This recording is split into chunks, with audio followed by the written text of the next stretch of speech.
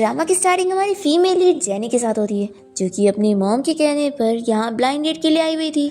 उसकी मॉम उसे कॉल पर कहती है कि वो हर दिन अपने वेजिटेबल गार्डन के पीछे पड़ी रहती है। ऐसे ही चलता रहा तो वो शादी कब करेगी, इसलिए जेनी की मॉम उसे आज की ही ब्लाइंड डेट पर पहली बार में शादी करने के लिए बोल देती है और साथ ही जल्दी से 2 ग्रैंड चिल्ड्रन देने का बोलती है। जेनी कहती है ठीक है मॉम, मैं समझ गई। वो कॉल रखती है और तभी यहाँ पर जेनी 2 बच्चों से टकरा जाती है और जेनी के ग्लासेस नीचे गिर जाते हैं और टूट जाते हैं। फिर जेनी सोचती है कि अब मैं क्या करूँगी, मैं ब्लाइंड डेट पर कैसे जाऊँगी। फिर जेनी जल्दी से उन दोनों बच्चों से पूछती है कि क्या तुम लोग ठीक हो, तो ये लोग उसे मम्मी कहने लग जाते हैं। जेनी कहती है कि बच्चे, मैं तुम लोग की मम्मी नहीं हूँ। तो ये लोग कहते हैं कि नहीं नहीं, आप ही हमारी मम्मी हो। और फिर लोग अपने डैडी को आवाज़ देने लगते हैं और बताने लगते हैं कि हमने मम्मी को ढूंढ लिए। इतने में यहाँ वर्कर्स एक बड़ी सी पेंटिंग को लेके जा रहे होते हैं और वो पेंटिंग इस बच्चे पर गिरने वाली होती है। तो जेनी जल्दी से उसे बचाने के लिए उसे दूर करती है, पर खुद वो पेंटिंग के नीचे आने वाली होती है। इतने में यहाँ जेनी को बचाने के लिए हमारा मेल लीड आ जाता है, जिसका नाम लू शाओ है। वो अपने एक हाथ से ही पेंटिंग को रोक देता है और साथ ही एक हाथ से जेनी को पकड़ते हुए उसे गिरने से बचाता है। जेनी को वो साफ दिख नहीं रहा होता है और वो सोचती है कि इसने माइग्रेंट वर्कर वाले कपड़े पहने हैं और क्या यही वो ब्लाइंडेड है जिसे मेरी मॉम ने मेरे लिए ढूंढी है। फिर ये दोनों बच्चे लू शाओ को डैडी कहने लग जाते हैं। जेनी शॉक होती है और वो उठने को करती है, तो एक्सीडेंटली यहाँ पर लू शाओ और जेनी की किस हो जाती है और दोनों बच्चे तो ये देखते रह जाते हैं। फिर इसके बाद जेनी लू शाओ से बात करने के लिए बैठती है और उससे पूछती है कि क्या आप ही मिस्टर लू हो। तो वो कहता है कि हाँ, मेरा सरनेम लू है और तुम्हारा बहुत थैंक यू मेरे दोनों बच्चों को बचाने के लिए। फिर जेनी अपने बारे में लू शाओ को बताने लगती है कि मैं 27 ईयर्स की हूँ और खुद का बिजनेस करती हूँ, मेरा खुद का वेजिटेबल गार्डन है। और वो लू शाओ से कह देती है कि अगर हम दोनों के बीच में सब कुछ जमता है तो हम दोनों शादी कर लेते, क्योंकि वैसे भी मेरी मॉम चाहती है कि मैं जल्द से जल्द शादी कर लूँ और फिर ऐसे मैं उनकी अरेंज की हुई ब्लाइंड डेट से बच जाऊंगी। फिर लू शाओ भी जेनी को अपने बारे में बताने लगता है कि मैं 30 ईयर्स का हूँ और मेरी लाइफ में अभी कोई भी नहीं है और ये दोनों बच्चों को मैंने अडॉप्ट किया हूँ। फिर जेनी सुनने के बाद सोचने लगती है कि अच्छा, तो ये दोनों बच्चे इसके खुद के नहीं है। पर फिर ये दोनों तो जेनी को फिर से मम्मी कहने लग जाते हैं। तो लू शाओ दोनों से कहता है कि शरारत करना बंद करो। जेनी कहती है कि मुझे तो दोनों बच्चे बहुत ही क्यूट लगे और मिस्टर लू, आपने इन दोनों को अडॉप्ट किया है तो इससे साफ पता लगता है कि आप कितने अच्छे इंसान हैं और बच्चे भी अच्छे हैं, तो मुझे भी इनकी स्टेप मदर बनने में कोई प्रॉब्लम नहीं है। तो अगर आपको मैं सही लगूँ तो क्यों ना हम लोग अभी चल के अपना मैरिज सर्टिफिकेट ले लें। फिर इसके बाद दोनों ही अपना मैरिज सर्टिफिकेट लेकर कोर्ट से बाहर आते हैं और जेनी तो बहुत ही ज़्यादा खुश होती है कि अब उसकी मॉम उसे बार बार ब्लाइंड डेट पर जाने के लिए फोर्स कर ही नहीं सकती, क्योंकि अब तो उसकी शादी होगी और साथ ही अब वो अपने वेजिटेबल और फ्रूट के काम पर पूरी तरीके से फोकस कर सकती है। फिर इसके बाद जेनी जल्दी से लू शाओ को बोलकर उससे उसका नंबर ले लेती है और कहती है कि अब मैं घर जाने के बाद तुम्हें मैसेज कर दूंगी। तभी इतने में वो गिरने वाली होती है और लू शाओ जल्दी से उसे फिर से गिरने से बचाता है और फिर ये इसे थैंक यू बोलकर भाग जाती है। फिर उसके बाद वो बहुत ही खुशी खुशी जल्दी से घर पहुंचती है और उसकी मॉम कहती है कि तुम कहाँ पर थी, तुम्हारा वो ब्लाइंडेड मिस्टर लू कब से तुम्हारा इंतजार ही कर रहा है। ये सुनकर जेनी शॉक होती है और कहती है क्या मेरा ब्लाइंडेड मिस्टर लू अभी तक होटल में मेरा इंतजार कर रहा है, ऐसा कैसे हो सकता है, मैंने तो उसे मिल भी ली और हम दोनों ने तो शादी भी कर ली है। तो जेनी की मॉम कहती है कि तुम्हारे ग्लासेस कहाँ हैं, तो ये बताती है कि वो ब्लाइंडेड पर जाने से पहले ही टूट गए। तो जेनी की मॉम कहने लगती है कि सच में तुम्हें तो कुछ दिखाई नहीं दे रहा है, तुम अपनी खुद की मॉम को नहीं पहचान पा रही हो। फिर वो जल्दी से मैरिज सर्टिफिकेट देखती है और उसे बताती है कि तुमने किसी और पर्सन से शादी कर ली हो, ये तुम्हारा ब्लाइंडेड था ही नहीं। क्या तुम्हारा स्टडी कर करके दिमाग खराब हो गया है जो तुम किसी भी बंदे से शादी करके आ गई। जेनी कहती है कि मॉम, आप ही तो मुझे रोज़ रोज़ शादी करने के लिए फोर्स कर रही थी, तो अब तो मैं मैरिड हो चुकी हूँ ना, तो अब आप इस बात की फिक्र मत करो, मैं जा रही हूँ अपना काम करने। और वैसे आप ज़्यादा फिक्र मत करो, वो मिस्टर लू बहुत ही अच्छा पर्सन है और आप लोगों को भी वो अच्छा लगेगा। और फिर जेनी इस बारे में सोचने लगती है कि मुझे जल्द से जल्द मिस्टर लू शाओ को घर पे डिनर के लिए इन्वाइट करना होगा, ताकि मेरे मॉम डैड उससे मिल ले और फिर वो फिक्र ना करे। और वैसे भी मैं इतनी स्टूपिड नहीं हूँ, मुझे उससे मिलकर एहसास हो गया है कि वो बहुत ही अच्छा पर्सन है और उसने तो मुझे बचाया भी। और फिर ये उसके बारे में याद भी करने लगती है और बहुत ही खुश हो रही होती है। फिर इसके बाद हम देखते हैं कि लू शाओ यहाँ अपने ऑफिस में होता है और वो अपने फ्रेंड को जेनी की फ़ोटो देते हुए उसकी पूरी बैकग्राउंड इन्फॉर्मेशन पता करने के लिए बोलता है। तो इसका फ्रेंड तो शॉक ही हो जाता है और कहता है कि तेरे आर्मी से जाने के बाद पहली बार है कि तू किसी लड़की के बारे में जानने में इंटरेस्टेड हो रहा है। अब तक तो किसी लड़की में इंटरेस्ट नहीं ले रहा था, तो मुझे लगा था कि कहीं तो गे ना हो, पर मुझे अब इस बात की खुशी है। फिर लू शाओ अपने फ्रेंड को जेनी की फ़ोटो दिखाते हुए कहने लग जाता है कि इस लड़की ने मेरे दोनों बच्चों की जान बचाई आई है, तो इसका मेरे ऊपर एहसान है। फिर इसके बाद जेनी यहाँ अपने गार्डन में होती है और वो सोचती है कि मुझे लू शाओ से सारी चीज़ें क्लियर करनी चाहिए। फिर ये तुरंत ही उसे कॉल करती है और बताने लग जाती है कि मैंने तुम्हें गलती से अपना ब्लाइंड डेट समझ ली और तुमसे शादी कर ली। तो लू शाओ भी यहाँ पर खुश होता है कि उसे पता लग गया कि उसने गलती से उसे ब्लाइंड डेट समझी है।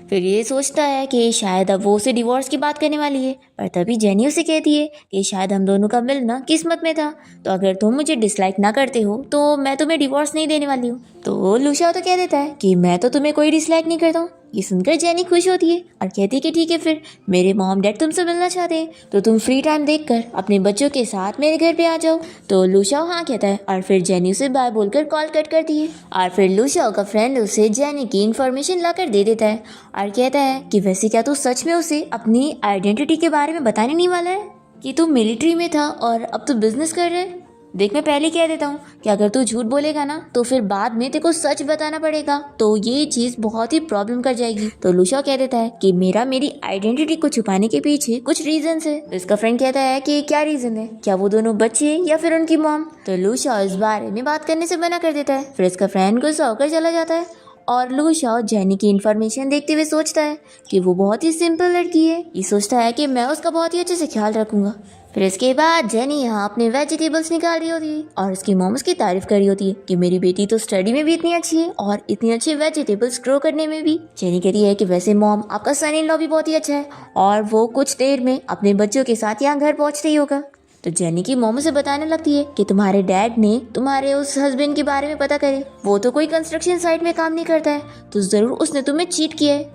तो जेनी कहती है कि मॉम मुझे पूरा यकीन है कि उसने मुझे झूठ नहीं बोला है। तो उसकी मॉम कहती है कि ठीक है, फिर यानी वो सच्ची में यहाँ पर आने वाला है ना, तो मैं सारी चीज़ों की तैयारी करती हूँ और डिनर प्रिपेयर करती हूँ। फिर इसके बाद हम देखते हैं कि लू शाओ अपने दोनों बच्चों को समझा देता है कि वो उन दोनों को अपने साथ उनकी मॉम से मिलवाने के लिए लेकर जा रहा है। तो ये दोनों तो बहुत ज़्यादा खुश हो जाते हैं कि वो मॉम क्या वही थी है जो उस दिन वो लोग होटल से मिले थे। पर फिर लू शाओ इन लोग को समझा देता है कि तुम लोग अपनी मॉम को हमारी आइडेंटिटी के बारे में कुछ नहीं बताओगे और उनके सामने ऐसे प्रेटेंड करोगे जैसे हम लोग गरीब हैं, क्योंकि तुम्हारी मॉम को ये लगता है कि मैं कंस्ट्रक्शन साइट वर्कर हूँ। ये सुनते के साथ ही चैन कहता है कि डैडी आप ऐसा कैसे कर सकते हैं, आप मॉम को चीट करना चाहते हैं। चैन भी कह देती है कि डैडी अगर आप मम्मी को इस तरीके से अपसेट करेंगे तो हम लोग फिर आपसे बात नहीं करेंगे। तो लू शाओ इन दोनों से कहता है कि तुम लोग फिक्र मत करो, मैं तुम लोगों की मम्मी का बहुत ही अच्छे से ख्याल रखने वाला हूँ। तो ये सुनकर वो लोग खुश हो जाते हैं। फिर इसके बाद लू शाओ जेनी को कॉल करके उसे बताता है कि मैं तुम्हारे वेजिटेबल स्टोर के सामने पहुंच चुका हूँ, तो मैं खुद अंदर आऊँ या तुम मुझे पिक करने आ रही हो। तो जेनी कहती है कि मैं आ रही हूँ और फिर वो जैसी बाहर आती है और लू शाओ के पास पहुँचती है तो वो फिर से गिरने लगती है और वो उसे गिरने से बचाता है और ये लोग तो बहुत ही शौक रह जाते हैं। जेनी पूछती है कि क्या तुम ही मिस्टर लू शाओ हो, तो वो सोचने लगता है कि हम दोनों की शादी भी हो चुकी है और ये बंदी है कि ये से मैं याद ही नहीं हूँ, कितनी भुलक्कड़ है मेरी वाइफ। फिर वो कहता है कि हाँ मैं ही मिस्टर लू शाओ हूँ, वैसे तुम मुझे बता सकती हो तुम बार बार गिरती क्यों रहती हो। जेनी कहती है क्या पता, और हर बार मैं तुम्हारे ऊपर ही गिरती हूँ। फिर वो दोनों बच्चों से बातें करने लगती है और उनसे कहती है कि चलो अंदर चलते हैं। फिर इसके बाद जेनी लू शाओ और बच्चों को लेकर अपनी मॉम के पास पहुंचती है और उनसे कहती है कि ये देखो यही आपका सन इन लॉ है। जेनी की मॉम तो लू शाओ को देखकर खुश हो जाती है कि ये बंदा तो फोटो से भी ज्यादा हैंडसम लग रहा है और साथ ही इसने तो बताया है कि ये कंस्ट्रक्शन साइट पे काम करता है, लेकिन इसके कपड़े तो बाकी वर्कर से बिल्कुल अलग है और ये तो बिल्कुल एक ऑफिसर की तरह लगता है, जैसे कि एक रिच फैमिली से हो। फिर जेनी की मॉम लू शाओ से पूछती है कि वो कौन सी आर्मी से है, तो वो बताता है कि अभी तो फिलहाल वो कंस्ट्रक्शन साइट पर ही काम कर रहे हैं। तो जेनी की मॉम कहने लगती है कि अच्छा तो तुम रिटायर हो गए हो, फिक्र मत करो, हमारी फैमिली को सोल्जर्स बहुत ही पसंद है। और फिर जेनी की मॉम को तो लू शाओ के दोनों बच्चे भी बहुत ही पसंद आते हैं और वो दोनों इन्हें ग्रैंडमा भी कहने लगते हैं। फिर जेनी की मॉम इन सभी को अंदर लेके जाती है और अपने बाकी सभी रिलेटिव से भी मिलवाती है। ये सभी लोग भी लू शाओ और उन दोनों बच्चों को शादी के लिए कॉन्ग्रेचुलेट करते हुए रेड एनवेलप दे रहे होते हैं। तभी सभी को तो मिल जाता है, पर जेनी कहती है कि मॉम मेरा कहाँ पर है। तो जेनी की मॉम कहती है कि तुम तो घर की हो ना, तो तुम्हें नहीं मिलेगा। तो यहाँ पर लू शाओ और दोनों बच्चे जेनी को अपना रेड एनवेलप देने लगते हैं और कहते हैं कि तुम ले लो। जेनी ये देखकर बहुत ही खुश होती है और तभी उसकी मॉम उसका वाला रेड एनवलप देती है और कहती है कि मैं तो तुम्हें देने वाली थी और अब मैं यही चाहती हूँ कि तुम और लूशाओ बहुत ही अच्छी हैप्पी लाइफ बिताओ। जेनी कहती है कि मॉम आप फिक्र मत करो, मैं और लूशाओ हमेशा साथ खुश रहेंगे। फिर इसके बाद जेनी की मॉम से बात कर रही होती है कि लूशाओ ने बहुत ही जाना पहचाना लगता है और उसके डैड ने भी पता लगा है कि वो कंस्ट्रक्शन साइट पे तो काम नहीं करता है। तो जेनी की मॉम कहती है कि कहीं ऐसा तो नहीं कि वो कोई ऑर्डिनरी वर्कर हो ही ना बल्कि कोई ऑफिसर हो। तो जेनी कहती है कि मॉम ऐसा बिल्कुल नहीं है, तो आप ज़्यादा मत सोचो। तो जेनी की मॉम मान जाती है और कहती है कि ठीक है। फिर डिनर के बाद लूशाओ और दोनों बच्चों को ज़रूरत की चीज़ें और नई ड्रेस दे देना। फिर हम देखते हैं कि लूशाओ जेनी से इस बारे में पूछ रहा होता है कि मैं एक वर्कर हूँ, तो क्या इस वजह से तुम्हारी मॉम मुझे डिसलाइक करती है। तो जेनी कहती है कि बिल्कुल भी नहीं, उल्टा मेरी मॉम को तो तुम बहुत ही पसंद हो और तुम उन्हें एक ऑफिसर की तरह लगते हो। तो ये सुनकर ही खुश होता है और फिर बताने लगता है कि मैं सोच रहा हूँ कि मैं यहीं शहर में शिफ्ट हो जाऊँ और अब हमारी शादी हो गई है तो मैं कोशिश करूँगा कि तुम्हारे साथ ज़्यादा से ज़्यादा टाइम स्पेंड करूँ। जेनी ये सुनने के बाद उसे देखने लगती है तो वो कहता है कि क्या हुआ, तुम मेरे साथ रोज़ नहीं मिलना चाहती हो। तो जेनी कहती है कि नहीं ऐसी बात नहीं है, बस मेरे पास टाइम ही कहाँ है, मैं तो रोज़ वेजिटेबल्स ग्रो करने में बिजी रहूँगी। फिर यहाँ पर लूशाओ जेनी को किस करने वाला होता है पर इतने में यहाँ पर दोनों बच्चों की आवाज़ आती है तो वो जल्दी से दूर हो जाता है। पर चैन और शीन मिलकर तो लूशाओ को जेनी की क्लोज करते हुए इन दोनों की किस करवा देते हैं। फिर ये लोग तो शॉक हो जाते हैं और लूशाओ कहता है कि मैंने जानबूझ के नहीं किया। जेनी कहती है कि कोई बात नहीं, हम वैसे भी मैरिड है। फिर रात में हम देखते हैं कि जेनी की मॉम उसे लूशाओ के साथ सेम रूम में सोने का बोल रही होती है ताकि दोनों की रिलेशनशिप जल्दी डेवलप हो। जेनी सोचती है कि अभी तो मैं उसे इतना अच्छे से जानती भी नहीं हूँ और मेरी मॉम है कि इतनी जल्दी मुझे उसके पास भेज दे रही है। और फिर वो मन में खुश होने लगती है कि अच्छा हुआ मेरे रूम में सोफा भी है, हम दोनों को सेम बेड शेयर नहीं करना पड़ेगा। तभी जेनी की मॉम तो ये जान जाती है और कहने लगती है कि अगर तुमने लूशाओ को सोफे पर सुलाई ना तो फिर मैं तुम्हें मारूंगी। तो जेनी कहती है कि मॉम आप फिक्र मत करो। फिर रात में हम देखते हैं कि जेनी जैसे ही रूम में जाती है तो वो लूशाओ से कहती है कि मुझे तुमसे कुछ बात करनी है।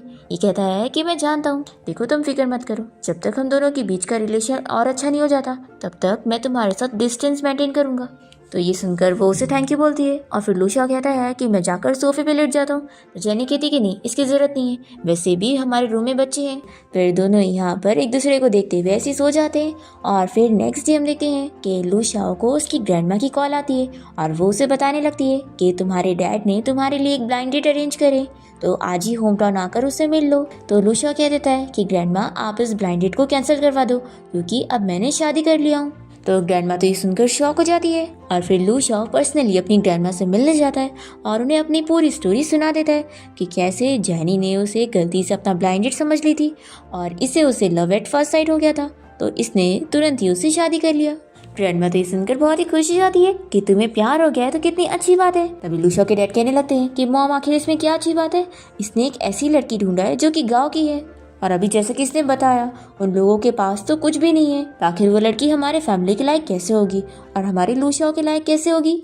तो ग्रैंडमा कहती है कि इसमें क्या लायक की बात नहीं है, अगर हमारे लूशाओ को पसंद है तो बात यहीं पर ही खत्म होती है। पर फिर भी लूशाओ के डैड नहीं मान रहे होते और कहते हैं कि हमारा लूशाओ अब बिजनेस संभालने वाला है, आखिर ऐसे कैसे वो एक गाँव की लड़की से शादी कर सकता है, मॉम आपको समझना चाहिए। तभी लूशाओ कह देता है कि डैड मैं उस लड़की को लाइक करता हूँ और मैं उसे नहीं छोड़ने वाला। तो लूशाओ के डैड उसे चुप रहने के लिए बोलते हैं तो ग्रैंडमा इन्हें चिल्लाती है कि चुप तुम बैठो, देखो अगर तुमने मेरी ग्रैंड डॉटर इन लोग को डरा के यहाँ से भगाए ना तो फिर तो मैं तुम्हें घर से बाहर निकाल दूंगी। फिर लूशाओ के डैड चले जाते हैं और ग्रैंडमा कहने लगती है कि तुम अपने डैड की बातों को मत मानो, ये बताओ कि तुम अपनी वाइफ को घर कब ला रहे हो, मैं उससे मिलना चाहती हूँ।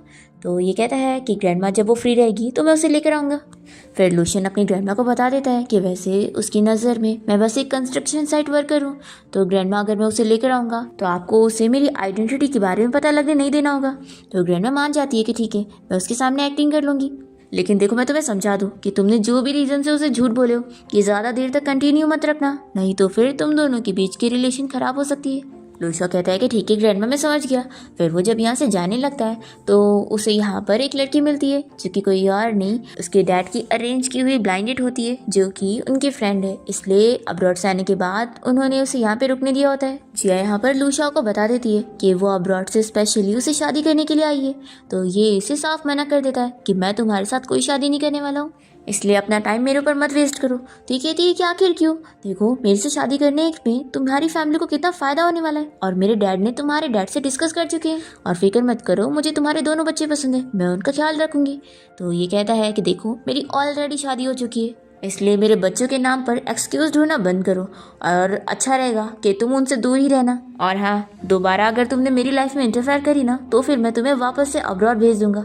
ऐसा बोलकर ये चला जाता है। फिर रात में हम देखते हैं कि जेनी यहाँ स्टडी रूम में होती है। तभी अचानक से लूशा यहाँ पर आता है तो वो कहती है कि तुम यहाँ पर क्या कर रहे हो। तो जेनी इसे मैरिज एग्रीमेंट दिखाती है और कहती है कि देखो इसके सारे रूल्स पढ़ लो और अगर तुम्हें सही लगे तो इस पर साइन कर दो। लूशा सुनकर शॉक होता है और कहता है कि आखिर इस एग्रीमेंट की क्या ज़रूरत है। तो जेनी उसे बताने लगती है कि उसने अपना बिजनेस करने के लिए बहुत सारा उधार वगैरह लिए और उसने ये एग्रीमेंट इसलिए बनवाई है ताकि वो अपना उधार खुद भरेगी और इसे भरने की ज़रूरत नहीं है। ये सुनते के साथ ही लूशा उसे कहता है कि देखो अब हमारी शादी हो गई है तो तुम्हारी रिस्पॉन्सिबिलिटी मेरी रिस्पॉन्सिबिलिटी है, तो तुम इन सब की फिक्र मत करो। तो जेनी कहती है कि आखिर मैं तुम्हें अपने पैसे भरने के लिए कैसे दे सकती हूँ, वैसे भी तुम बस एक वर्कर हो और तुम्हारे पास दोनों बच्चे भी तो है पालने के लिए, तो तुम कितना कुछ करोगे, तो तुम इतनी फिक्र मत करो, मैं अपनी चीज़ें कर लूँगी। और देखो और भी चीज़ें पढ़ लो और सही लगे तो जल्दी से साइन कर दो। फिर लूशा जल्दी से साइन कर देता है और वो जेनी को अपने क्लोज करता है और फिर उसे किस करने वाला होता है कि इतने में वो उसे दूर कर देती है और कहती है कि मुझे अभी अपने वेजिटेबल गार्डन में कुछ काम है तो तुम जाकर अपना सो जाओ। फिर लूशा जेनी से पूछने लगता है कि क्या मैं तुम्हारी कोई चीज़ में हेल्प कर सकता हूँ। तो वो बताने लगती है कि उसके जिस क्लाइंट ने उसके वेजिटेबल्स और फ्रूट्स खरीदने की बात किया था उसने अचानक से कॉन्ट्रैक्ट कैंसिल कर दिया और क्योंकि उसके फ्रूट और वेजिटेबल्स पूरे पक के रेडी हो चुके हैं तो उसे जल्दी बेचना पड़ेगा, नहीं तो वो ख़राब हो जाएंगे। लूशा कहता है कि ठीक है फिर तुम जल्दी अपना काम कंप्लीट करो फिर सो जाना। फिर ये रूम में आने के बाद अपने फ्रेंड को कॉल करके जेनी के वेजिटेबल्स और फ्रूट बेचने के लिए क्लाइंट का इंतजाम करने का बोलता है और कहता है कि तुम्हारी सिस्टर इन लॉ का ये काम जल्दी करके दो। तो लूशा का फ्रेंड शॉक होकर पूछता है कि तूने गर्लफ्रेंड बना लिया। तो ये कहता है कि गर्लफ्रेंड नहीं बल्कि वो अब मेरी वाइफ है। फिर हम देखते हैं कि जेनी यहाँ पर अपनी फ्रेंड को कॉल करती है और उसे कहती है कि तूने बताई थी ना कि तेरी कंपनी में कोई क्लाइंट है जो मेरे वेजिटेबल और फ्रूट खरीद सकता है, तो क्या तू उससे बात करेगी। तो इसकी फ्रेंड मान जाती है कि ठीक है मैं बात करके देखती हूँ। और वो जेनी से पूछती है कि वैसे क्या तूने किसी से पंगा ले लिए जिसने तेरे कॉन्ट्रैक्ट को कैंसिल करवा दिया। फिर जेनी भी सोचने पड़ जाती है कि आखिर वो कौन हो सकता है जिसने उसका कॉन्ट्रैक्ट कैंसिल करवाया। फिर हम देखते हैं जेनी की दोनों पुरानी क्लासमेट्स को जिनमें से एक जिया होती है जो कि लूशा की वही ब्लाइंडेड होती है और वो यहाँ पर लिन को सब बता रही होती है कि उसने ही पहले जेनी के फ्रूट्स और वेजिटेबल्स खरीदने की बात करी थी और फिर एंड टाइम पर कॉन्ट्रैक्ट कैंसिल कर दी ताकि उसे सबक सिखा सके। जिया तो मन में सोच रही होती है कि वो जेनी को लूशा से दूर करना चाहती है इसलिए वो ये सब कर रही है और वो अपनी पुरानी क्लासमेट लिन को समझाने लगती है कि अगर तुम जेनी को सक्सेस होने दोगी तो फिर 5 साल पहले जो तुमने उसकी जगह लेने की कोशिश करी थी ना, इस बारे में सभी को पता लग जाएगा, तो इससे अच्छा होगा कि उसके वेजिटेबल बिजनेस को तुम खराब कर दो। फिर रात में हम देखते हैं कि जेनी को फिर से यहाँ पर मैसेज आता है कि उसके और 2 बायर ने उसके साथ कॉन्ट्रैक्ट कैंसिल कर दिए। वो अपसेट होकर इस बारे में जब लूशा को बताती है तो वो कहता है कि कहीं ऐसा तो नहीं कि कोई तुम्हें जानबूझ के टारगेट कर रहा है। तो जेनी कहती है कि हो सकता है, वैसे भी कॉलेज टाइम में मेरी 2 दुश्मन हुआ करती थी जिनमें से एक तो अब्रॉड चली गई थी और दूसरी लिन थी, तो शायद इन सब के पीछे उन्हीं लोग कहा। तो लूशा कहता है कि तुम फिक्र मत करो, क्या पता कल तुम्हें फिर से कोई गुड न्यूज़ सुनने मिले। फिर रात में हम देखते हैं कि लूशा अपने फ्रेंड को कॉल करके समझा देता है कि कल कैसे उसे जेनी को कॉल करके उसे सारे उसके वेजिटेबल्स और फ्रूट्स खरीदने की बात करनी है ताकि उसका फ़ायदा हो सके और उसे ये पता भी नहीं लगने देना है कि इन सब के पीछे इसी का हाथ है, नहीं तो फिर वो बहुत ही गुस्सा हो जाएगी अगर उसे उसकी आइडेंटिटी अभी पता लगेगी तो। और फिर हम देखते हैं कि जेनी के वेजिटेबल्स और फ्रूट्स जो भी लोग खरीदने वाले थे वो सभी यहाँ पर आकर उसके साथ कॉन्ट्रैक्ट कैंसिल कर देते हैं और जेनी का बहुत सारा नुकसान करवा के चले जाते हैं। पर इतने में जेनी को यहाँ पर लूशा के फ्रेंड की कॉल आ जाती है जो कि इसके बहुत सारे वेजिटेबल और फ्रूट खरीदने की बात करता है, वो भी बहुत सारे पैसे में। तो जेनी तो बहुत ज़्यादा खुश हो जाती है और फिर वो तुरंत ही लूशा को हक करके इस बारे में गुड न्यूज़ सुनाती है और कहती है कि मुझे अपनी बेस्ट फ्रेंड को इस बारे में थैंक यू बोलना पड़ेगा, मैंने उसे भी बोली थी और उसने मेरा काम करवा दी। तो लूशा कहता है कि हाँ तुम्हें उसे अच्छे से थैंक्स बोलना चाहिए। फिर वो यहाँ पर जेनी को किस करने वाला होता है कि इतने में फिर से जेनी को उसकी फ्रेंड की कॉल आ जाती है और वो उसे थैंक्स बोलने लगती है। तो जेनी की फ्रेंड बताती है कि हाँ अगर तुम्हारा काम हो गया है तो बहुत अच्छी बात है। और जेनी की फ्रेंड उसे उस बारे में भी बताती है कि तुम्हारी जो दोनों दुश्मन थी उन लोगों ने कल क्लास रियूनियन पार्टी रखी है। फिर जेनी अपसेट हो जाती है और लूशा को इस बारे में बताती है कि कल मेरी क्लास रियूनियन पार्टी है तो क्या तुम मेरे साथ चलोगे। लूशा कहता है कि मैं बस एक वर्कर हूँ, तो क्या तुम्हें मेरे साथ चल के एम्बेरस फील तो नहीं होगा। ये कहती है कि बिल्कुल नहीं। और तुम ये भी फिक्र मत करो, अगर तुम्हें कोई कुछ बोलेगा ना तो मैं हूँ तुम्हें प्रोटेक्ट करने के लिए। तो लुशाओ मान जाता है कि मैं तुम्हारे साथ चलूंगा। और फिर हम देखते हैं यहाँ पर लिन और जिया को, जो कि साथ में मिलकर डिस्कस कर रहे होते हैं कि उन लोगों ने क्लास रियूनियन पार्टी का अरेंजमेंट कर दिए और वहाँ पर वो लोग जेनी की अच्छे से बेइज्जती करेंगे कि वो इस शहर को छोड़कर चली जाएगी। फिर रात में हम देखते हैं कि लुशाओ यहाँ पर जेनी के लिए ड्रेस और ज्वेलरी लेकर पहुँचता है। तो उसे ये बहुत ही पसंद तो आता है, पर वो उसे कहती है कि तुम्हें इतनी महंगी चीज़ें खरीद कर पैसे वेस्ट नहीं करने चाहिए थे। देखो अभी बच्चों के ट्यूशन फीस के लिए भी तो पैसे भरने हैं ना, और मेरे पास तो तुम लोग हो, तो मैं ऐसे ही बहुत ही खुश हूँ, इन सब चीज़ों की जरूरत नहीं। फिर नेक्स्ट डे देखते हैं कि लुशाओ जेनी के साथ मिलकर होटल पहुँचता है जहाँ पर क्लास रियूनियन पार्टी होने वाली है। जेनी की फ्रेंड पहले से इन लोग का वेट कर रही होती है और वो जेनी की ड्रेस की तारीफ करती है। तो जेनी बताती है कि ये लुशाओ ने उसके लिए खरीदा है। तभी इतने में लुशाओ यहाँ पर अपने फ्रेंड्स को देख लेता है और इन लोगों से कहता है कि रुको मैं भी आता हूँ, और वो जाकर अपने फ्रेंड्स को बता देता है कि वो उसकी वाइफ है। इसलिए वो इन लोगों से कह देता है कि तुम लोग मेरी वाइफ के सामने प्रिटेंड करना कि तुम लोग मुझे जानते नहीं हो। अगर मेरी वाइफ को मेरी आइडेंटिटी पता लगी ना तो वो मुझे डिवोर्स ही दे देगी। फिर इसके बाद लुशाओ जेनी और उसकी फ्रेंड को लेकर क्लास रियूनियन पार्टी में जाता है और यहाँ पर हम देखते हैं कि लिन इन लोग से बहुत सारे सवाल वगैरह करी होती है और वो लुशाओ के बारे में भी जानने की कोशिश करती है कि क्या वो बस एक नॉर्मल सा वर्कर है। वो जेनी से पूछती है कि वैसे तुम्हारी ड्रेस इतनी महंगी है, आखिर तुमने ये अफोर्ड कैसे करी। तो जेनी बता देती है कि ये उसके हस्बैंड ने उसे दिलाया। लिन यहाँ पर लुशाओ और जेनी दोनों का मजाक उड़ाने की कोशिश करती है और कहने लगती है कि वो लोग तो इतने महंगे रेस्टोरेंट का खाना कभी अफोर्ड ही नहीं कर सकते, क्योंकि ये होटल लू ग्रुप कंपनी का है जो कि बहुत ही फेमस है। तो यहाँ पर लुशाओ बताता है कि वो यहाँ का खाना अफोर्ड कर सकता है, और वो ये भी बताता है कि लू ग्रुप कंपनी के प्रेसिडेंट का जो असिस्टेंट है ये उसका फ्रेंड है। लिन यहाँ पर बिलीव नहीं कर रही होती है और कहती है कि अगर तुम्हारा फ्रेंड है तो उसे कॉल करके अभी बुलाओ। तो कहता है कि वो अभी बिजी है तो यहाँ पर नहीं आ पाएगा। तो लिन मानने के लिए तैयार नहीं होती और कहती है कि बहाना तो तुम बहुत ही अच्छा बना लेते हो। तो लुशाओ कहता है कि अगर यकीन नहीं आ रहा है तो मैं होटल के मैनेजर को बुलाकर तुम्हें यकीन दिलवा सकता हूँ।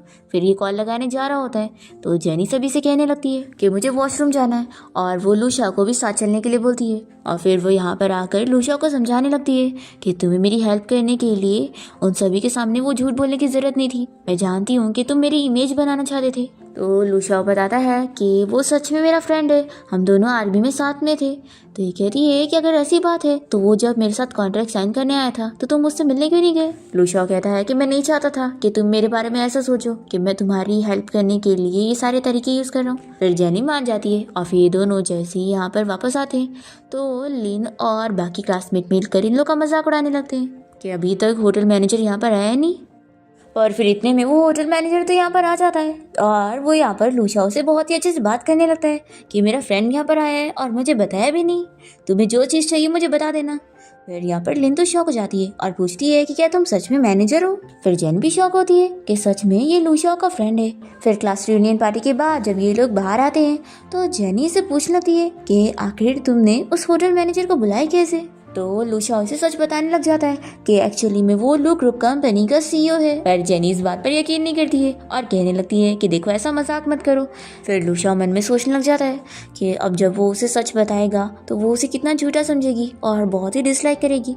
फिर जेनी से कहती है कि चलो अब हम चलते हैं, और फिर वो उसे कहती है कि जब तुम कंस्ट्रक्शन साइट पे काम कर रहे होंगे तो मैं तुम्हारे लिए लंच लेकर आऊँगी। तो ये कहता है कि ठीक है। फिर हम देखते हैं कि लुशाओ यहाँ पर कंस्ट्रक्शन साइट पर होता है और तभी लिन से मिलने पहुँच जाती है और वो उसे फ्लावर भी देने लगती है। तो ये इसे कहता है कि मैंने बोला था ना कि मेरा पीछा छोड़ दो, और वो उसे दूर जाने लगता है। तभी हम देखते हैं कि जेनी यहाँ पर कार से आई होती है और वो लुशाओ और इसे देख लेती है और सोचती है कि लुशाओ का पहले से किसी लड़की के साथ अफेयर चल रहा है। ये बहुत ही अपसेट हो जाती है और तभी से इसकी फ्रेंड की कॉल आ जाती है। तो जेनी अपनी फ्रेंड से मिलने जाती है और बताती है कि लुशाओ की लाइफ में पहले ही कोई और लड़की है और उसने उन दोनों को साथ देखी है। जेनी की फ्रेंड पूछती है कि आखिर वो कौन लड़की थी। तो कहती है कि मैंने उसका फेस नहीं देखी तो मुझे नहीं पता है। इसकी फ्रेंड कहती है कि अब तुम क्या करोगी, क्या तुम डिवोर्स लेना चाहती हो। तो जेनी कहती है कि अभी मुझे नहीं पता, मैं अभी थोड़ा रेस्ट करके चीज़ें समझना चाहती हूँ कि मैं क्या करूँगी। तभी इतने में जेनी की फ्रेंड को लुशाओ की कॉल आने लगती है। तो ये सब बताती है कि शायद ये तो तुम्हारे हस्बैंड का नंबर है ना। फिर जेनी कहती है कि तुम उससे स्पीकर पे बात करो और मेरे बारे में मत बताना। फिर जेनी की फ्रेंड कॉल उठाती है तो लुशाओ से अपने बारे में बताता है और पूछता है कि क्या जेनी तुम्हारे साथ है। तो ये कहती है कि बिल्कुल भी नहीं। तो लुशाओ कहने लगता है कि जेनी को शायद मिसअंडरस्टैंडिंग हो गई होगी, उसने मेरे साथ किसी लड़की को देखी होगी और उसे लगा होगा कि हम दोनों के बीच में कुछ है, लेकिन ऐसा कुछ भी नहीं है। तो जेनी की फ्रेंड कहती है कि ठीक है, तुम फिक्र मत करो, अगर जेनी मुझे मिलेगी तो मैं उसे तुम दोनों की मिसअंडरस्टैंडिंग के बारे में बता दूंगी। लूशा अपने ऑफिस में होता है और उसका फ्रेंड आकर उसे इस बारे में बता देता है कि जेनी को टारगेट करने के पीछे उसकी 2 पुरानी क्लासमेट का हाथ है, जिनमें से एक तो लिन है और दूसरी तो जिया है, जो कि उसे इसलिए टारगेट कर रही है क्योंकि वो उसे शादी करना चाहती है।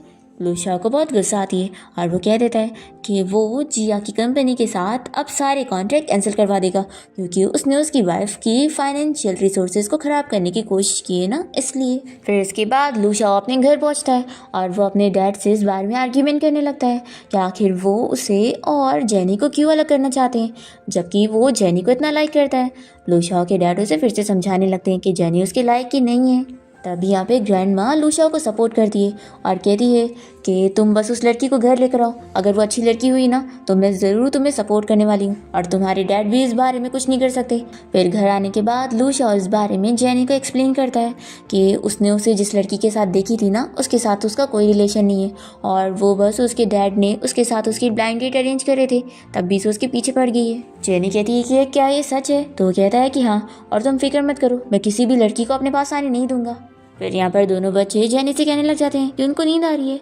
फिर जेनी उनको सुला देती है और फिर इसके बाद लूशा यहाँ पर जेनी से बात करने जाता है और उसे कहता है कि कभी कभी आंखों देखी चीज़ें भी गलत होती है, इसलिए तुमने जो भी देखी हो ना उस पर ट्रस्ट मत करो, मेरे पे ट्रस्ट करो। जेनी कहती है कि देखो, अगर तुम किसी और को लाइक करते हो ना तो मुझे बता सकते हो, मैं तुम्हें ज़्यादा जानती नहीं हूँ तो मुझे डर है। लूशा कहता है कि मैं सच कह रहा हूँ, मेरे पास तो काम के अलावा किसी और चीज़ के लिए टाइम ही नहीं रहता और सच में मेरे पास में तो कोई थी ही नहीं, और अभी भी तुम्हें मेरी बातों पर यकीन ना हो रहा हो तो तुम मेरी ग्रैंड माँ से पूछ लो। जेनी कहती है कि मैं तो तुम्हारी ग्रैंड माँ को जानती भी नहीं हूँ। तो लूशा बताता है कि मेरी ग्रैंड माँ कह रही थी कि वो कल तुमसे मिलना चाहती है और अब तो मैंने तुम्हारी फैमिली से भी मिल लिया हूँ, तो अब तुम्हारी बारी हुई ना मेरी फैमिली से मिलने की। तो जेनी भी मान जाती है और तभी यहाँ पर लूशा तो जेनी को किस भी कर लेता है और वो उसे रोक भी नहीं पाती। फिर घर पे लूशा की ग्रैंड माँ उसके डैड को समझा देती है कि बेटा, मेरी ग्रैंड डॉटर इन लॉ आने वाली है और अगर तुमने उसे परेशान किया तो अच्छा नहीं होगा। तो लूशा के डैड कहते हैं कि मॉम, अगर वो लड़की अच्छी हुई तो मुझे भी इस बात से कोई एतराज़ नहीं होगा। फिर इसके बाद लूशा और जेनी घर पहुंचते हैं और ग्रैंड माँ तो जेनी को देखकर बहुत ही खुश होने लगती है। फिर लूशा कहता है कि तुम ग्रैंड माँ से मिलकर बात करो, मैं जब तक कुकिंग करता हूँ। लूशा के डैड तो शौक रह जाते हैं कि बचपन से ही लड़का इतना ज़्यादा स्पॉइल था और आखिर इसने कुकिंग करना कब सीख लिया। फिर इसके बाद जेनी यहाँ पर ग्रैंडमा से काफ़ी सारी बातें करके बहुत ही खुश होती है और फिर लूशा और जेनी घर जाने के लिए निकल रहे होते हैं और वो उसकी ग्रैंडमा की तारीफ़ करती है। तो लूशा कहता है कि देखा, मैंने बोला था ना कि तुम मेरे घर वालों को बहुत ही पसंद आओगी। फिर जेनी इससे पूछने लगती है कि लू फैमिली का जो विला है वो यहीं पर ही है ना। जेनी सोचती है कि लू फैमिली का गार्डन उसने ही डिज़ाइन करी थी, लेकिन उसे आज तक उसे देखने को भी नहीं मिला।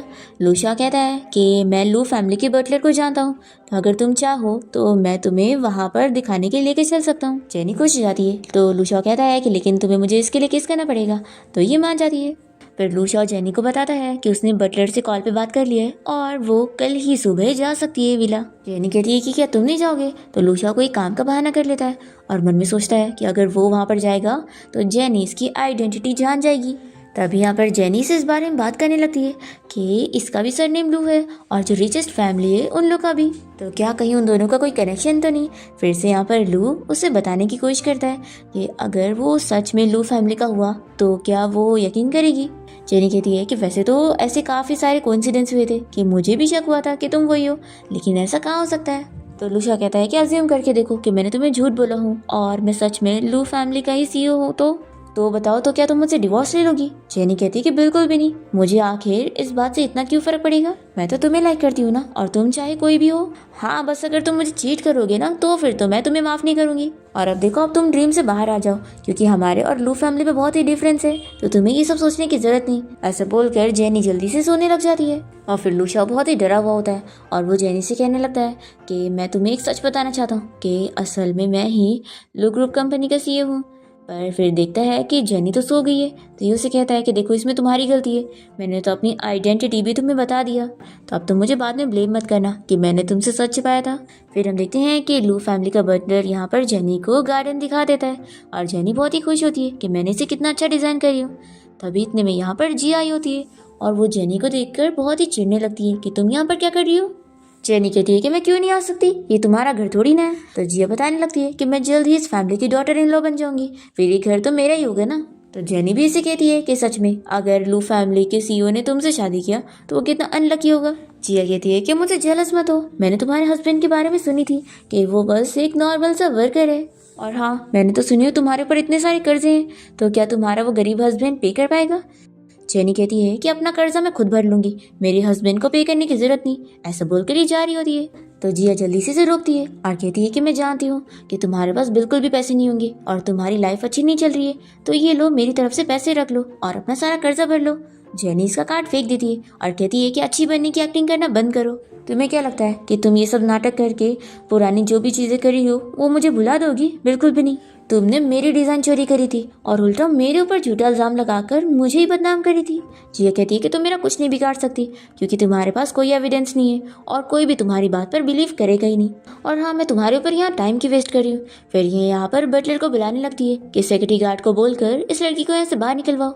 तो बटलर बताता है कि मिस जेनी यहाँ की गेस्ट है तो मैं इन्हें नहीं निकाल सकता हूँ। तो जिया ही सुनकर शॉक होती है और बटलर से पूछती है कि किसकी गेस्ट है।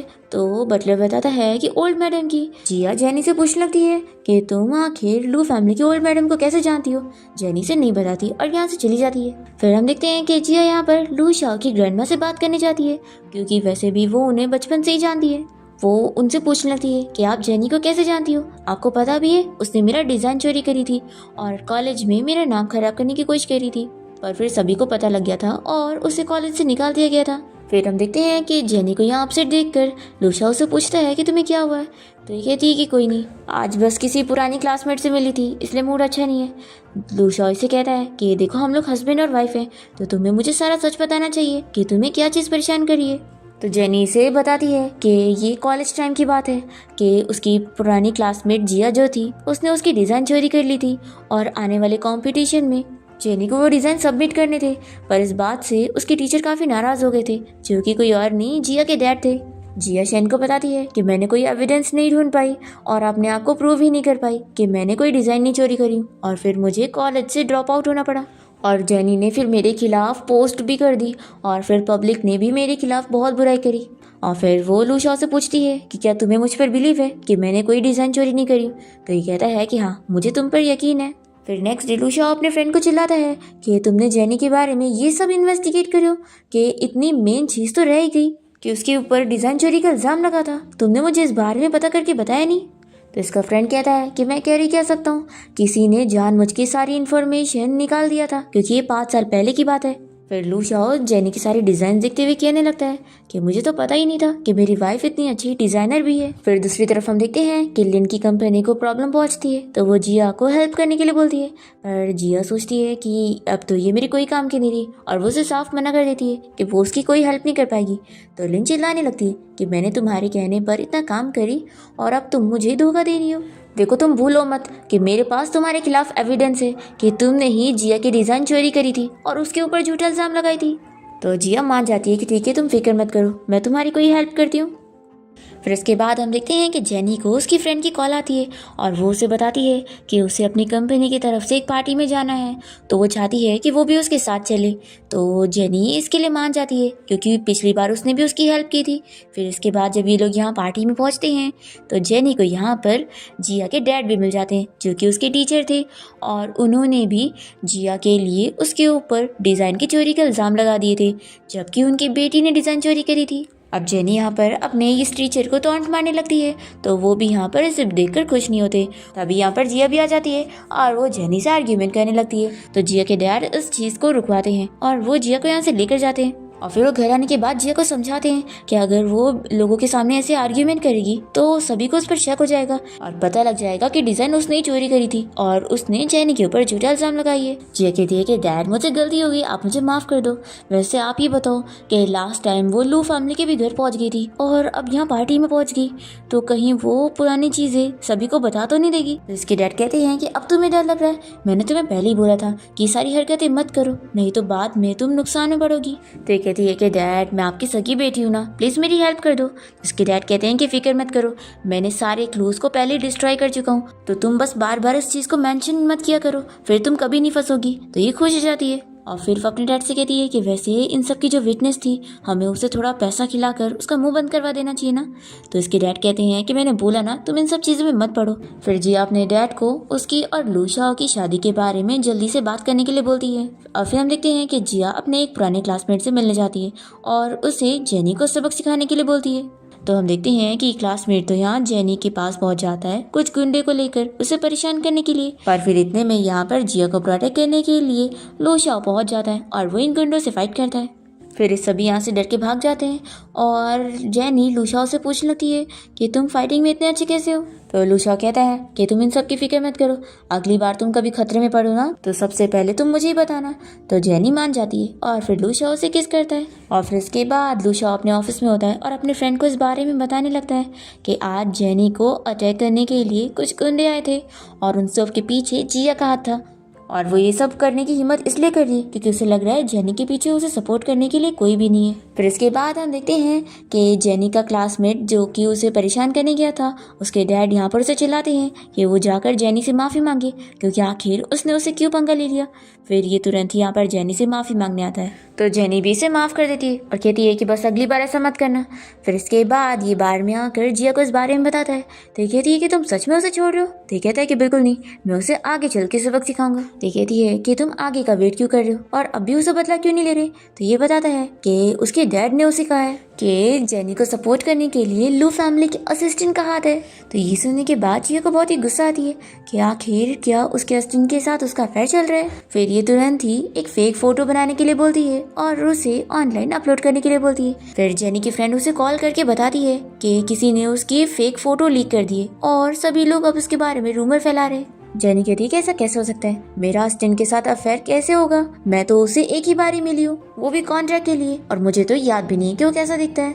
तो इसकी फ्रेंड बताती है कि लेकिन तुम्हारी और असिस्टेंट की फोटोज लीक हुई है। जेनी की फ्रेंड से कहती है कि देखो मुझे तो डर है कि तुम्हारी फैमिली यानी कि तुम्हारा हस्बैंड इस बारे में क्या सोचेंगे। दूसरी तरफ हम देखते हैं कि लू शाओ यहाँ पर अपने असिस्टेंट यानी कि अपने फ्रेंड से इस बारे में पूछता है कि मैंने सुना कि तुम्हारा मेरी वाइफ के साथ अफेयर चल रहा है। तो ये कहता है कि बिल्कुल भी नहीं। तो लू शाओ कहता है कि डरो मत, मुझे यकीन है। फिर असिस्टेंट बताने लगता है कि मैंने ये सारी न्यूज़ को हटा दिया और अब जो भी ये फेक न्यूज़ फैला रहा है वो सब अब हट जाएगी और मीडिया को भी वार्न कर दिया गया है कि वो कोई भी आपके वाइफ के खिलाफ ये सब न्यूज़ ना फैलाए और इन सब के पीछे वैसे जिया का हाथ है। फिर लू शाओ जिया के डैड के ऊपर केस करने का ऑर्डर देता है। और फिर लू शाओ जब घर पहुंचता है तो जेनी उसे कहती है कि मेरे बारे में आज कुछ फेक न्यूज़ फैली है, तो क्या तुमने भी देखा। तो लू शाओ कहता है कि हाँ मैंने वो न्यूज़ देखा, लेकिन तुम मेरी वाइफ हो तो मैं हमेशा तुम पर ही बिलीव करूँगा। जेनी सुनकर खुश होती है और उसे किस करती है। फिर हम देखते हैं कि जिया के डैड उसे उसकी और उसकी क्लासमेट की फ़ोटोज़ दिखाते हैं और कहते हैं कि ये फ़ोटो लू फैमिली की तरफ से आई है और अब वो लोग तुम्हारी और लू शाओ की शादी करने के लिए हाँ नहीं बोलेंगे। तो ये गुस्सा होने लगती है कि आखिर इन सब के पीछे किसका हाथ है। तो इसके डैड बताते हैं कि लू फैमिली के असिस्टेंट का। तुम अच्छी तरीके से जानती हो कि वो लू शाओ का कितना अच्छा फ्रेंड है और वो कोई नॉर्मल बंदा नहीं है, वो भी एक अमीर फैमिली से। फिर भी तुमने उसका और जेनी का नाम खराब करने की कोशिश की, इसीलिए उसने तुम पर केस कर दिया। फिर जिया के डैड उसे समझाने लगते हैं कि अब जिस क्लासमेट के साथ उसकी ये फ़ोटो लीक हुई है उसे उससे ही शादी करनी पड़ेगी। फिर ये बहुत ही परेशान होने लगती है कि अगर ऐसा होगा तो ये लू शाओ से कैसे शादी करेगी और कभी उससे क्लोज नहीं हो पाएगी। फिर हम देखते हैं कि ये अपने उस क्लासमेट से मिलने जाती है जो कि बहुत ज़्यादा खुश हो जाता है और कहता है कि हाँ तुम मुझसे शादी कर लो, देखो मैं तो तुम्हें हमेशा से ही लाइक करता था। तो ये सुनकर ही खुश हो जाती है कि अब ये इसका अच्छा यूज़ कर सकती है। फिर इसे कहती है कि अगर तुम मेरा काम करोगे तो मैं तुमसे शादी करने के लिए रेडी हो जाऊंगी। फिर हम देखते हैं कि जिया इसकी मदद से इसके गुंडे को बोलकर जेनी को यहाँ पर पकड़वा लेती है और फिर दोनों के बीच में यहाँ पर आर्ग्यूमेंट होने लगता है और तभी यहाँ पर जेनी को प्रोटेक्ट करने के लिए लू शाओ पहुँच जाता है और उसे यहाँ से लेकर जाता है। फिर हम देखते हैं कि जिया को बहुत गुस्सा आती है और वो जेनी को बात करने के लिए बुलाती है और उसे इस बारे में बता देती है कि लू शाओ कैसे उसे अपनी आइडेंटिटी छुपा रहा है और वो उसे लाइक करता ही नहीं है और वो बस उसके साथ खेल रहा है। जेनी ये सुनकर अपसेट होती है और मन में सोचती है कि अगर ये बात सच हुई और अगर वो सच में उससे डिवोर्स लेना चाहता होगा तो ये डिवोर्स ले लेगी और उसके बच्चों की कस्टडी लेकर उन्हें संभालेगी। तभी इतने में यहाँ पर लू शाओ पहुँच जाता है और वो जिया को चिल्लाकर यहाँ से जाने के लिए बोलता है और फिर जेनी से कहने लगता है कि मैंने तुमसे जानबूझ के अपनी आइडेंटिटी नहीं छुपाया, मैं तो तुम्हें बताने की भी कोशिश कर रहा था पर तुम ही बिलीव नहीं कर रही थी। तो कहती है कि हाँ मेरी गलती है ना। लू शाओ कहता है कि मैं तुम्हें सच में लाइक करता हूँ, इसलिए तुम उस जिया की बातें मत सुनो। ये कहती है कि तुमने बहुत ही अच्छी एक्टिंग करी, तुम्हें तो ऑस्कर मिलना चाहिए। और हाँ, मैं अच्छी तरीके से जानती हूँ कि हम दोनों एक दूसरे के लिए सही नहीं है, तो हमारा डिवोर्स लेना ही बेहतर है।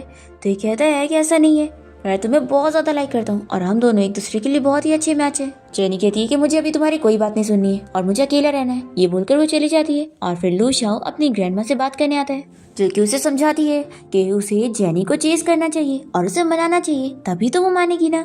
तो फिर लू शाओ जेनी के पीछे लग जाता है और फिर इतनी कोशिशें करने के बाद उसे मना के ही मानता है। फिर जेनी भी मान जाती है और ये बताता है कि ग्रैंडमा तुम्हें हर रोज मिस करती है। तो जेनी कहती है कि सिर्फ ग्रैंडमा? तो कहता है कि मैं भी और बच्चे भी।